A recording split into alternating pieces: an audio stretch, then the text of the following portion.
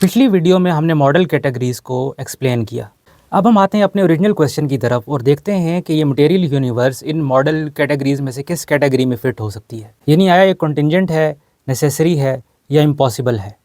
Impossible की category material universe के लिए सेल्फ एविडेंटली ही रूल आउट हो जाएगी, क्योंकि ये एग्जिस्ट करती है इसलिए इम्पॉसिबल नहीं हो सकती।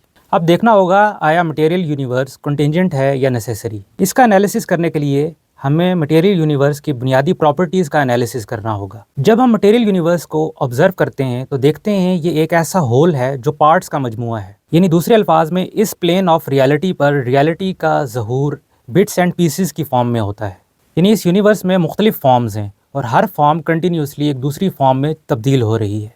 यानी इस यूनिवर्स के बारे में ये राय सर्टेनली कायम की जा सकती है कि ये मोशन में है और ये कॉम्पोजिट भी है। यानी पार्ट्स का मजमुआ है जहाँ पर हर पार्ट की एक अपनी सेट फॉर्म है, जैसा कि दरख्त, चांद, सितारे, सैयारे, पानी और इस तरह की अशिया। इवन आप क्वांटम लेवल पर भी जाएं तो एटम्स, इलेक्ट्रॉन्स एंड क्वार्क्स वगैरह ये सब मिलकर इस रियलिटी को कंस्टिट्यूट करते हैं।